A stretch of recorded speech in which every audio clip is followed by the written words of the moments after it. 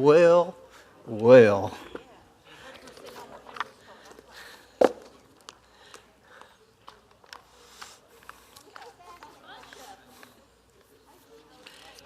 Okay, let's just take a moment and pray.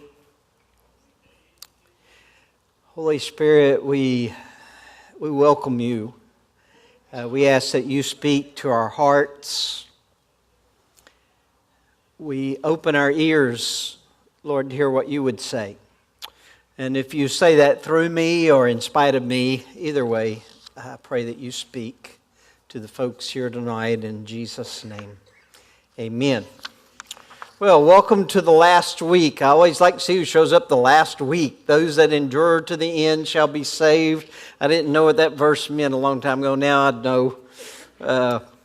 But we started going to 6 weeks instead of 13 weeks, so that helps. It's easier to hang with anything for 6 weeks. Next week we'll start the summer electives, and we'll have some information in the bulletin this Sunday to let you know the electives. We'll have a Bible class on Psalms. We'll have a class on health and weight control or weight loss. I don't want to say it wrongly, but I think that's the heart of it. Now that's the one I want to go to the 6th week. My diet's never lasts 6 weeks. And Pastor Daniel will be teaching his new believers. And we'll be here in the sanctuary. I showed you a little clip of Kurt Kleininger, and that class will have about a 6 or 8 minute DVD and then a regular class format. It's interesting, Raymond Joyner just came back from his 4th week in a 2-year course of studies, and he was up north of Atlanta. Is that close, Raymond? Up there for a week in his studies, and he came in and Monday he was telling me about this Christian comedian that came in and did these skits on views of God. What turned out was Kurt Kleininger. So I've only seen him on DVD. Raymond saw him live and said he was very good. So of course a younger person saw him and said he was corny. So I don't know. I'll just leave that up to whoever's watching. I guess at my age, things that seem funny may seem corny. Debbie, did we get it up or no? We had a real treat. Debbie took a picture. But we're having a mechanical issue with it. And the picture was of a chrysalis or a cocoon. That's not the same thing, I understand. And we talked about how the transformation picture, how the butterfly comes out of that in the process. And she took a great picture with her camera, and it shows a butterfly in the chrysalis stage, in the cocoon stage. And it has a beautiful little gold band around the top of the chrysalis. And what she saw in that is that even before the transformation, the crown of gold already rested on that cocoon. And so giving you a foreshadow of what's coming. Aren't you glad for what's coming? You know, some days, that's just the best thing that's going for that day is what's coming. And I was at the funeral home this afternoon. My coordinator's been with me, I think 30 years, maybe 29 years, and her dad passed away. And I'm going to be doing that funeral tomorrow. So I was at the funeral home and seeing some of her family who I hadn't seen in 6 years since her mom passed away. And kind of reminiscing with them. And just mindful that a day will come when he's going to wipe away the tears. There'll be no more sickness, no more death. And every once in a while we get a foreshadow of that. You know, we see a miracle and we go, God, that tells me what's coming. That's what signs are. Signs point to something that's coming. And we see those. I'd like to see them more often, but we see them, but it's not an end in itself. It's pointing to what's coming. And that day will come when he'll wipe away the tears. So anyway, Debbie had a wonderful picture of that cocoon. You'll just have to take my word for it. I can't do it justice in describing it. Last week we talked about joy and this idea of training in joy. And, you know, one reason that's kind of complicated to us, I believe, is because we think of joy as an emotion. And so we're trying to figure out how we can have this emotion. But the truth is, joy, as it's described in the Bible, is not an emotion. It's a condition you live in. Now, it'll have some emotions associated with it, but if it's an emotion, it comes and goes. but you can live in a condition of joy. And one writer that I think the world of said this is what joy is. He said, it's a pervasive, constant, unending sense of well-being. Chew on that a minute. A pervasive, constant, unending sense of well-being. Now, he said this on an interview he was given shortly before he passed away.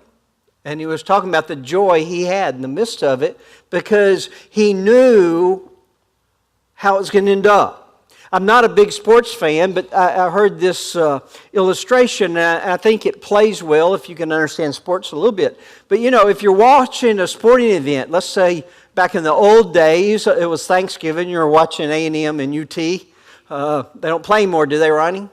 No? Well. Anyway, you're watching the game, and you're really one team or the other. And you've seen people, probably surely not you, who watch those football games and they just turn into animals. I mean, the referee makes a bad call and they're screaming. Like, honestly, the referee can hear you. He's on the TV. Really? You're screaming at the referee on your TV? It's like my grandmother. She came down here to visit years ago from Arkansas. We didn't have time and temperature in Arkansas. And so she wanted to know what the time was, so I told her to call this number, 886-5511. The lady answered and told her the time and the temperature, and Mama was a very kind-hearted person. She said, well, thank you very much, ma'am, and hung up. And I thought it was kind of funny. I didn't say anything. And, we'd catch her in there in the kitchen. She just kept calling that number, and every time she said, thank you, ma'am, and hang up. I thought I had to break news to her. I said, Mama, that's not a real person. I don't think she believed me. She said, oh, yeah, that's a real person. And so, talking to that time temperature lady is like talking to the referee on the football game. But, you know, one of your team members drops a pass or the coach calls the wrong play and you're just going nuts and like, how did you get hired? Well, that's the way some people look watching a sporting event. Well, let's imagine instead you couldn't see the game and you recorded it on your trusty DVR. And you told all your friends, I'm not watching the game. Don't tell me how it ended. I want to wait and see it. And notwithstanding all your instructions, some well-meaning person blurts out at work, oh, don't worry about it. UT by 20. And you just want to kill them. But you're a big enough fan, you're going to sit down and watch it. Well, now imagine you already know UT wins by 20. You don't go nuts on the referees anymore. They make a bad call and you say, oh, what a bonehead. Coach calls wrong play, oh well, who cares? Guy drops a pass, well, it doesn't matter. Why? Because you already know how it ends up. You know it's okay. And it changes your whole perspective as you see all those details. And if anybody ought to know how it ends up, it's the people of God. See, and when we really can get it fixed in our heart how it ends up, all those details start to fade away. Because we know it ends well. And so we can live in a condition of joy. I talked to you last week, some of you probably thought I made it up, about my finger puppets at work. You can't see that. Let me see, have we got a picture, Debbie? I wasn't kidding when I said I'd sit in my office and look at my finger puppets. So that's just a little joy tool for me. I get it out and I look at it and he shakes his little arms at me and goes, well, it's really hard to be unjoyful when I'm watching finger puppets. All right, take it down. Thank you very much. My goodness, that's like recorded on YouTube for posterity's sake. I'm not sure. We got to think about that. So that was this training in joy. It was a good week for me to train in joy because someone dropped 4 little kittens off on our street and they made a home in our neighbor's sago palm that lives on our street. And this guy hates kittens.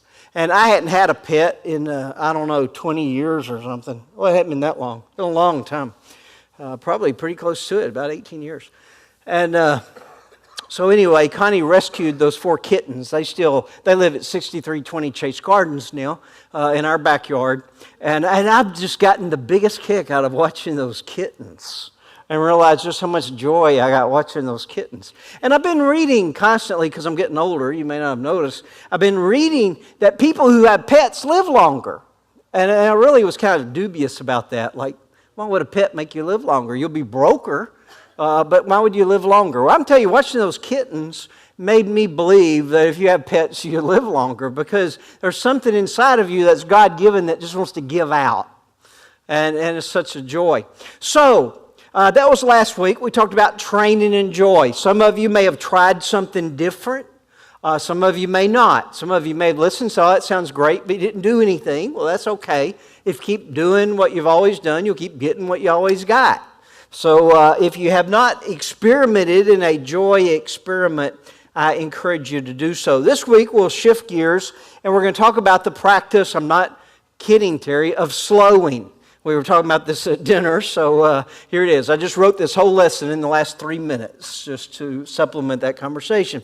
I'm talking to you about the practice of slowing. And that's a very real, relevant topic in America in 2013. Now, I've been to some other parts of the world, and they would think this is crazy because they're already slow. And they don't have this problem. But what in our culture, we see ourselves hurrying, moving faster and faster, and trying to do more and more. We operate under the assumption that hurrying will buy us more time.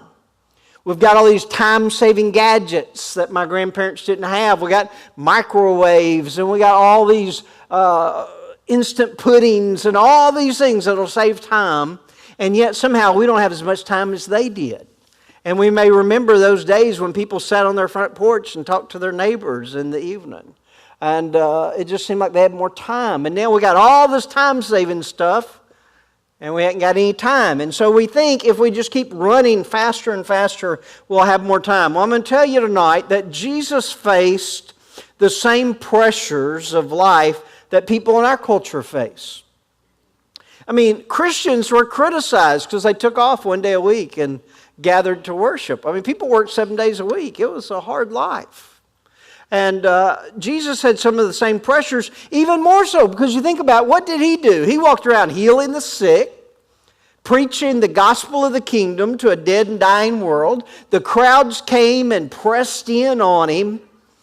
And it would have been easy for Jesus to run from place to place, chanting, I have promises to keep and miles to go before I sleep.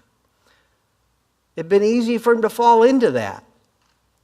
But instead, he slowed down. And he refused to get drawn into a frenzied life. Connie and I were sitting on the Riverwalk one night eating in a restaurant. And I saw someone there, and you could tell this young person had a very serious birth defect and really was going to have very little quality of life. And we were sitting there eating, and Connie said, what are you thinking about? She can always tell when I start thinking because I get this faraway look, like lost in space. And I said, I was just thinking how wonderful it'd be. Just every opportunity that arose, I could just lay a hand on somebody and they'd just be healed immediately. But then I started thinking about that while I was eating my nachos. And I thought, if I could, we wouldn't be sitting in San Antonio on the Riverwalk. I mean, really, how do you go take a vacation when you can go empty out every hospital in North America? I mean, how do you ever just lay down and take a nap? I mean, but somehow Jesus figured out how to do it. See, he figured out how to live in the midst of the power that flowed through him. And not to get sucked into letting the world dictate what he was. So he slowed down and he withdrew to places where he could simply be. Simply be. Because we're human beings, not human doings. But it's so easy to turn into a human doing and not just to be. But if we're going to pursue spiritual life, we must confront and we must overcome our endless desire to hurry. Now, some of you are going, I don't know what you're talking about.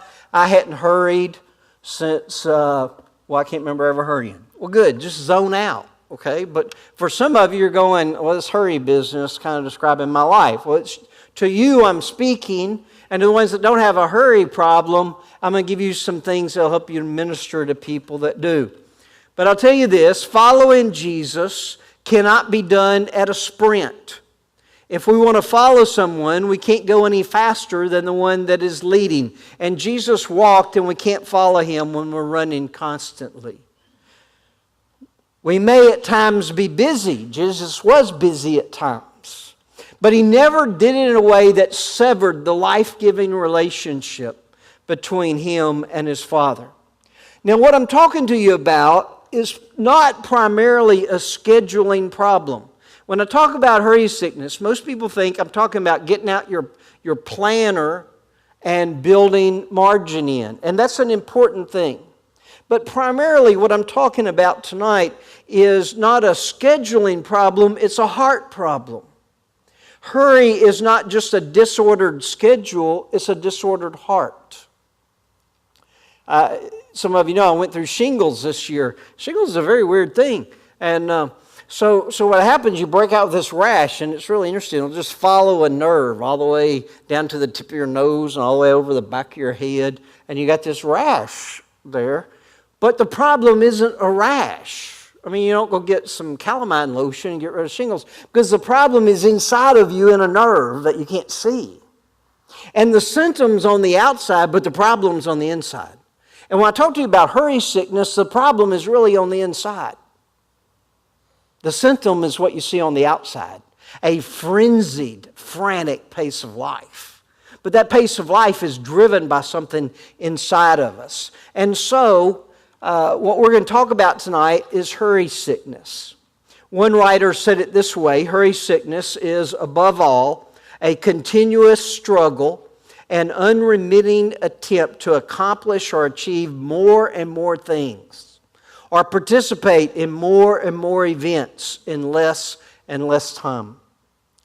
We're just driven.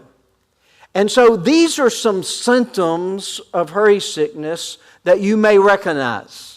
It's kind of the Jeff Foxworthy, you may be a redneck if. You may have hurry sickness if. And the first one is if you're constantly speeding up daily activities. That's because you're driven by a false narrative. And the false narrative says this, and I apologize, some of you have said it. I have. The false narrative says this: there's just not enough hours in the day. Now, I know none of y'all ever said that. You may have heard somebody say that. What are you really saying? Well, God messed up when He created the heavens and earth. He just really didn't understand how long it should take for the earth to get around the sun. And if you really had it bad, you'll say this: if there was just one more day in the week, I could get it all done. Well, silly God.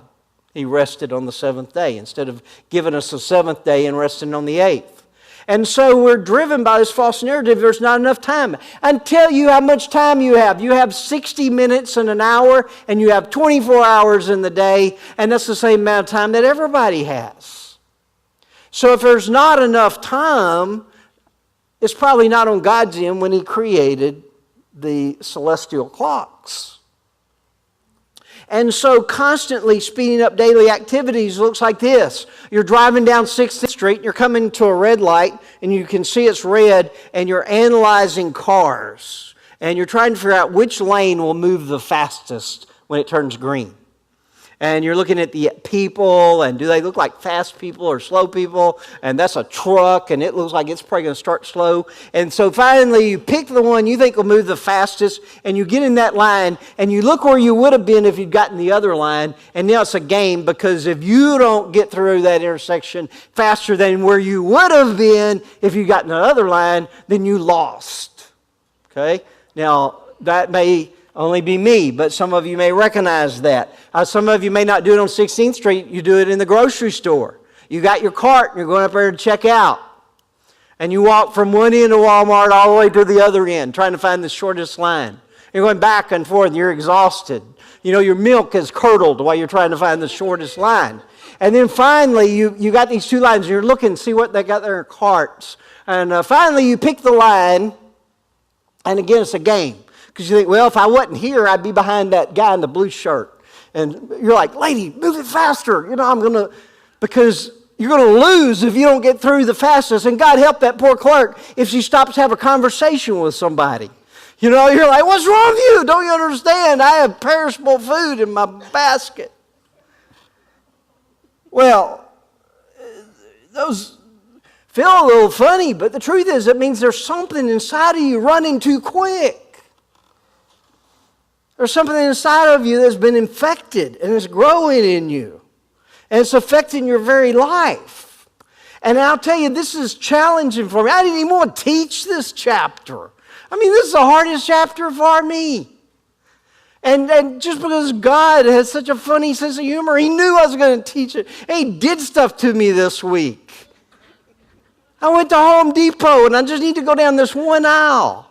And they got it blocked off with that accordion thing because some guy's got a forklift on the other side. And I'm like, dude, you're not on this aisle, you're on that aisle. Why you got this aisle? I realize you might push something all the way off and crush us, but couldn't I end up going around the thing so I can get down the aisle finally. And then figure out it was the wrong aisle. But I was just going nuts because I don't think this guy had ever been on a forklift in his life. He's just like, put. I said, dude, go work as a greeter at the front door. Get off the forklift. So I'm just going nuts. So I get up there to check out. I'm telling you, God did this to me. I get up there to check out, and of course, there's somebody that wants to buy something that doesn't have a SKU. You know what a SKU is? That's that little code. Why did she go up there without a SKU? You know they can't check you out. So this lady's got every employee in Walmart looking around trying to find this unique item that only exists in this cart because God made it materialize there. Just so I can stand back there and and I'm just thinking, I'm going to teach on slowing this week. Well, that's hurry sickness. You know why it's a sickness? I didn't have anywhere to go. It wasn't like I had to get out of there. I mean, when I got home, I was going to move some heavy concrete and put down a new shell base and move the pit. Why wasn't I perfectly content just to stand there in that line and enjoy a few minutes with God? But instead, my insides were just spinning faster and faster and faster. That's a symptom of hurry sickness. Another symptom of hurry sickness is multitasking. Now, some of you think that's an asset that you brag about, that you could do 5 things at once. You don't do any of them well, but you do 5 of them at once. It's become a source of pride. We brag about how many different things we can do at the same time. I'm sorry, ladies, don't listen to this, but you guys have seen them. They're driving down the road, steering with their knees while they're putting on eyeliner. You think, hey, get up 5 minutes earlier. How hard can it be? Well, the problem ain't what time they get up. It's multitasking. We got to cram as much in as we can. And so I find myself doing it, and I'm trying to shave and brush my teeth at the same time. Why? Because we think that if we hurry fast enough, we'll get it all done. And that's why people are getting killed because people are talking on the phone and texting and checking emails. And I find myself tempted to do the same things. Why? Because we're in such a hurry. I had somebody bragging about how, I won't even say that. I think they're married now, and if she figured out who I was talking about, he'd get in trouble even yet. So, anyway, talking about multitasking, we'll skip that. The third one is clutter. I'm going to skip that too. I hate this chapter because I have more clutter. All I'm telling you is if you have clutter, Connie can help you with it. She's got a clutter recovery program. And if something stays in the same place for like 2 days and doesn't move, she'll throw it away because she assumes you don't want it. But clutter contributes to our busyness because I know somewhere in my tool room there's a nail punch. In fact, when I finally cleaned it out, there were 4 nail punches in there because I'd spend an hour looking and finally give up and buy another one because I had so much junk. If you throw 2/3 of it away, I could find what I had. But clutter, just the sheer volume of junk mail that we wade through. The nonsensical emails we get that we wade through. And it just overwhelms us. I told Connie sometimes I feel like I'm staked out at the beach and I'm buried in the sand up to my neck and I'm watching the tide roll in. I mean, it's just like, it's overwhelming me. Why? It's hurry sickness. Another symptom of hurry sickness is superficiality. Superficiality means we're willing to live at the surface without ever going deeper. One writer said superficiality is the curse of our age because hurry aggravates it because depth comes slowly. And we've largely traded wisdom for information. We just want more and more information instead of stopping and chewing on what we got and letting it get down inside of us. We want microwave maturity. It just doesn't come that way. And most importantly, hurry sickness is best exhibited by an inability to love. An inability to love. And the reason why is love and hurry are fundamentally incompatible. You cannot love in a hurry. Now, what does love mean? Love simply means I want the best for the object of my love. That's worth memorizing. I want the best for the object of my love. We say we love chocolate cake. We don't love chocolate cake. We love what it'll do for us. So we want to consume it. And we say that's love. It's not. If we love chocolate cake, we would protect it and put something over it and look out for it and preserve it. That's what love does. But no, what we call love is just what it'll do for us. We just consume it. Well, love wants the best for the object of our love. And it takes time. Hurried people simply don't have time to love. And when we can't love, we can't fulfill the greatest commandment, to love God with all our heart and all our soul and all our mind and all our strength. Why? Because our heart's going one way, our mind's going another, and our strength's going down to nothing. And we're trying to figure out, how do we love God? Well, it takes time. And you can't do it in a hurry.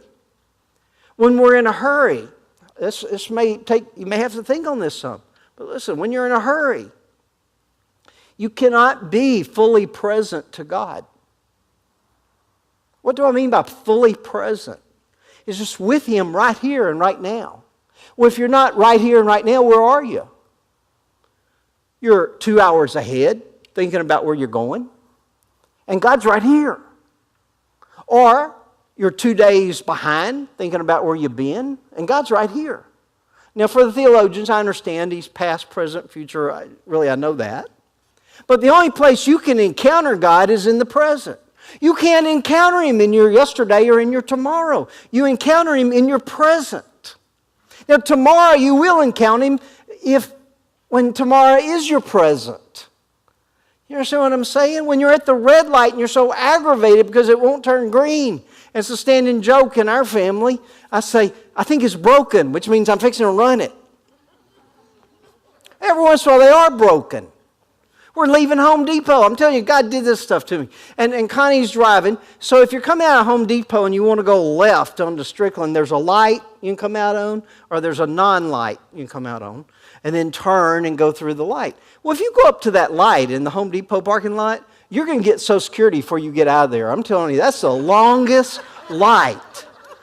So Connie pulls up to the light. I look at her and say, we're never going to get out of here. This thing, it never turns. She said, well, I don't know. Last time I was here, it turned as soon as I pulled up. About then, boom, it turns green.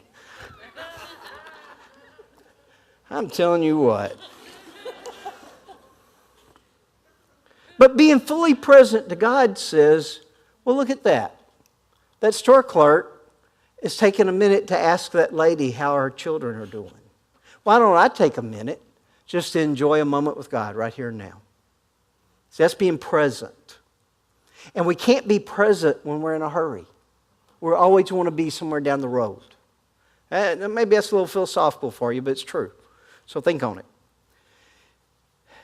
And we can't be present to people if we're in a hurry.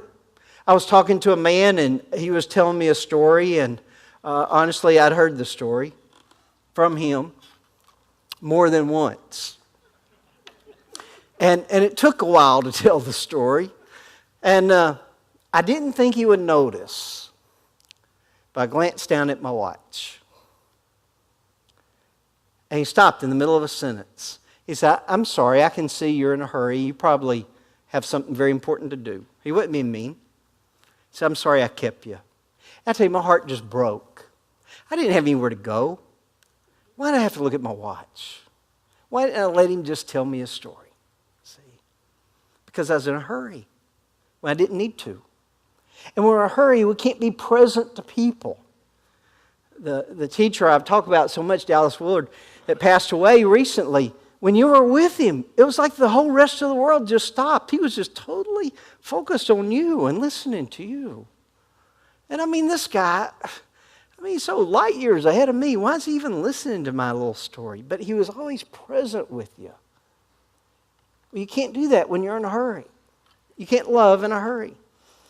I remember one time Connie called me at work, and we're talking on the phone. She stops in the middle of a sentence. She says, Is that a keyboard I hear? Well, my keyboard makes this little clicking noise when I'm keyboarding while I'm talking on the phone. Is that a keyboard you hear? Wow. Man, talk about feeling low. I mean, she didn't bother me at work. I mean, she was talking to me. We were visiting. Why couldn't I just stop for a minute? I was in a hurry. I couldn't be fully present to her because I was multitasking. See? So love and hurry just can't fit together. Hurry prevents us from receiving love from God, and it prevents us from giving it to His children. So if you're hearing anything in here that's resonating in you, saying, hey, Doc, I need something for my hurry sickness, I'm going to tell you some training you can do. Now, some of you go, man, you're crazy, I can't do that. Woo-hoo, no. Well, this is hurry sickness recovery class. Now, remember, we can't do it by trying harder. Some of you probably thought, what's he talking about? You can't do it by trying harder. This is what I'm talking about. Because I said it's not a scheduling problem, it's an internal problem. We'll just change your internal clock and make it run slower just by trying harder. Yeah, try that. But what you can do is you can train. And the first thing we can do in training is a practice called slowing. And this is what you do. You cultivate patience within yourself by deliberately choosing to place yourself in a position where you have to wait. Now, if you didn't understand what I just said, let me bring it home. You just make a commitment for 1 week, I'm going to drive in the slow lane. I just lost some of you. Just for a week, just drive in the slow lane. Somebody's over there, might as well be you. Well, what do? You're deliberately putting yourself in a position where you have to wait. And when people pass by you, say a prayer for the people that are passing by you. There'll be plenty of them when you're in the slow lane. Or you might try eating a little slower, actually chewing your food and tasting it. They recommend chewing it 15 times. I can eat an entire meal without chewing 15 times, all added together, the whole plate full of food. And so one of the slowing exercises I do when I feel hurry sickness getting out of control is I try to do a practice of laying down my fork in between every bite. Pastor Daniel heard me say that, and he thought I was talking about fasting from one bite to the next. I said, no, I'm talking about slowing. Because this is the way I eat. I get a mouthful of food and I load my fork up while I'm trying to get it swallowed. So when I get it down, the next bite's ready to go. So just laying my fork down in between every bite. What am I doing? I'm saying, hey, internal clock, you're not going to drive me. I'm going to drive you. And by the grace of God, we're going to get that clock reset. Another exercise you can do is you go to the grocery store and do what I said. Go up and down Walmart twice, find the longest line and get in it. What are you doing? You're putting yourself in a position where you have to wait. And then you can spend that extra time just looking in your buggy, thanking God that you have the money to buy what's in there. Blessing the people that are in front of you and behind you. Well, I'm not saying you got to live that way. I'm talking about a training exercise that you say, I'm going to do that on an occasion. One of the ones I do is when I'm training on slowing is I buckle my seatbelt before I start the car. And most of you know you buckle your seatbelt after you put it in drive and you're driving off. Why? Because you can save 0.8 seconds by not buckling it first. And we are so warped with hurry sickness, we think it makes a difference. That really at the end of the day, I will have accomplished more because I saved 0.8 seconds by buckling my seatbelt while I'm frantically looking around to see if there's an officer as I'm driving down the road, instead of just buckling it before I start the car. So for me, it's a real training exercise when I say, this week I'm going to buckle my seatbelt. No, I'm not saying I live that way. This is stuff I do because I have a very serious illness called hurry sickness, and I've got to train to beat it down. How long will I have to train? Probably the rest of my life. But that's okay. That's okay. So then you can adopt these slowing practices and you combine it with prayer. You may pray something like this. Say, God, I'm doing what I can so you can do what only you can. That's what grace is, the power of God to do what we can't do ourselves. I traveled to other countries sometimes, and I just envy these people. We were at a conference in South America, down in Colombia, and we're supposed to start at 8:30, and we're at the breakfast table in the hotel, 30 minutes away from the conference center, and it's almost 9 o'clock. And I'm asking our Colombian host, when are we going? It's supposed to start 30 minutes ago. And he's just enjoying his breakfast. Well, I found out everybody else was too. By the time I got there, they were all just dragging in too. But nobody was like, what are we doing here? I said, well, I want to live that way. I'll live longer. Well, I can't do that myself. I need God to partner with me as I do what I can do. You may pray a prayer while you're doing these exercises. That sounds like this. God, I'm trusting you. Oh, that's a novel concept. Trust God. God, I'm trusting you to help me accomplish everything I need to get done. I'm slowing. I'm in the slow lane. And by doing so, I'm saying, I trust you. That by the end of the day, I will do everything you want me to get done. There's a prayer written on a 3x5 index card that's positioned several places, one of which is on my bathroom mirror. And it says, direct me, Lord, today to what I should direct my attention.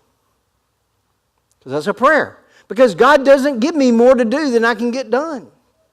If I just do what He asks me to do, I'll get it all done. And I don't have to step on people or run past them to get it done. So one aspect of training is slowing. Some of y'all are thinking, that sounds hard. Well, just try it. God will help you. The second aspect of training is the need for solitude, getting away alone. Again, this isn't my strong suit. I didn't do that naturally. But solitude is a very traditional form of spiritual training. Anytime you read any author that talks about how to train for righteousness, they're going to talk about spending some time alone. And they're on good ground when they do that because Jesus did that. Remember what we said? We're going to learn from Jesus, the master of life, about how to live. And so we're going to look at His life and we're going to arrange our life around the practices He showed us. And so we read at Jesus at the beginning of His ministry. He went out into the wilderness and fasted and was alone for how long? 40 days. There's a group of people that do a 40-day solitude based on that 40 days. I don't recommend you start with 40 days. That would be a little challenging. You read in Jesus' life when He heard of the death of John the Baptist. He went off and got alone.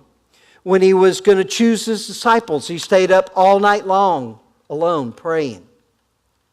After His followers had engaged in ministry, He went out and withdrew alone. After He healed a leper, He went out and got alone. We read that in Luke 5:12 through 16. It says this, while Jesus was in one of the towns, a man came along who was covered with leprosy. Now, you've probably never seen leprosy, but if you've ever seen pictures of it, nobody had to tell you what was wrong with this person. When he saw Jesus, he fell with his face to the ground and begged Him, Lord, if you're willing, you can make me clean. Jesus reached out His hand and touched the man. I am willing, He said, be clean. Immediately, the leprosy left him.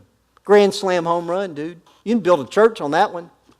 I mean, you just healed this guy of leprosy. Boom, he's healed.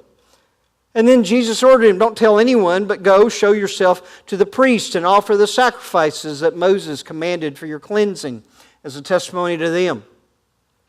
And in verse 15, yet the news about him spread all the more. You can imagine, the news is spreading. This guy just healed a leper. That kind of stuff didn't happen every day. Spread all the more so that crowds of people came to hear him and be healed of their sickness. The crowds were pressing in. And verse 16, it says, but Jesus often withdrew to lonely places and prayed. He often withdrew. We want the life Jesus had, we have to learn to follow in His footsteps. We want the results He had, we have to learn to live the life He modeled for us. And He said He often got away alone. The Son of God, through the voice of whom everything that was created, needed to get away and spend time alone with God. And somehow we convince ourselves that we don't need to do that. He was often, regularly, and consistently looking for places where He could withdraw from the crowd after a busy day of pouring His heart into His work. He knew that something happens in solitude that does not and cannot happen in the midst of a crowd. He showed us how to live. You heard Pastor preaching Sunday on the Jesus habits. That's what he's talking about. Jesus showed us how to live. And we just want to gloss over that. We just gloss over it. We run past it. We read the story of healing the leper, and it's so exciting in healing the leper. But we don't get down to the last verse where it said he often withdrew to lonely places and prayed. And we begin to see that he showed his disciples how to live in light of the fact that they'll never stop living.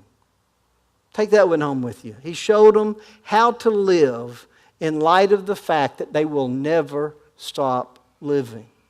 When we start recognizing that we are an eternal being that's going to live forever, that starts shaping our very life. And he showed them, and he'll show us. Solitude is the remedy for the busyness that the world promotes. So how do you do that? Well, with all of the practices, with all the disciplines, with all the habits, I'll tell you this, practice it as you can, not as you can't. What do I mean by that? You're looking at a reading plan. You say, I can't read that much. Good, read less. I can't pray that long. Good, pray less. Do it as you can, because a lot of times we'll see what somebody else is doing and say, I can't do that, so I just give up. See, for some people, practicing solitude is going to start out with 5 minutes of just turning off the TV and being quiet. Now understand that solitude is not the same thing as being alone. You can be alone and not be in solitude with God. Okay? But you can learn to be alone and not be lonely, because Jesus said, I'll never leave you or forsake you. So solitude is not primarily about doing something, it's about not doing something. When I spend time in solitude, I don't have an agenda that I take to God and say, okay, God, I got 3 hours today. This is what I'm going to do. Instead, I go to God and say, God, I'm giving you 3 hours. What would you like to do with it? It's not about emptying my mind or doing something crazy like that and inviting the devil in. It's about filling my mind with God. And so you just say, I want to cut against hurry sickness. So you put it on your calendar. You say, I'm going to start this week. I'm going to spend 30 minutes. Or I'm going to set an hour. You may decide once a week you'll spend 2 hours. Find somewhere to go. I like to go to Claiborne Park when it's not too hot and when it's not too crowded. And find somewhere to go and just set aside some time. It requires intentionality. And so you just start where you're at. And you say, God, I'm ready to be delivered from this hurry sickness. Because you can't hurry in solitude. And you'll find that when you set aside some time for God, the world just kept right on spinning without your help. I was amazed. God was able to just take care of stuff while I was disengaged from running the world for Him. And so we just begin to do that. And we begin to get intentional about it. And we grow in that. And for some people, 5 minutes is about all you can do. For somebody else, they may say, I'm going to set aside 30 minutes every morning. Other people may say, I'm going to set aside 2 hours every Friday evening. But you set aside time, and you slow down, and you learn to be fully present with God. And I can tell you, it's been a tremendously rewarding practice for me. I've learned that there is a God, and it's not me. That He is perfectly capable of keeping His creation running without me taking care of all the details for Him. And so I can withdraw to a lonely place and contact God in a way that I can't do in the hustle and bustle of daily life, and just learn what it is to be in His presence. And there's something transformative in the presence of God. It doesn't happen overnight. It'll happen. It's rarely quick. But it's always true that as we place ourselves before God, that by His grace, He'll partner with us to do what we can't do ourselves. For those of you that have the material, you've got some exercises in there on the handout. You've got an exercise on the back, a review of the day. That's a good place to start with solitude. Holy Spirit, I pray that You meet us where we're at. and allow us to meet you where you're at. Lead us and guide us into this exciting journey of transformation. That you, Lord Jesus, would be formed in us. That our mind would not be conformed to the world, but be transformed as we're conformed to your image. I thank you, God, that you've called us to it, and with acts of intentionality, we can learn to partner with you to do it, Lord. Bless these folks. In Jesus' name, amen.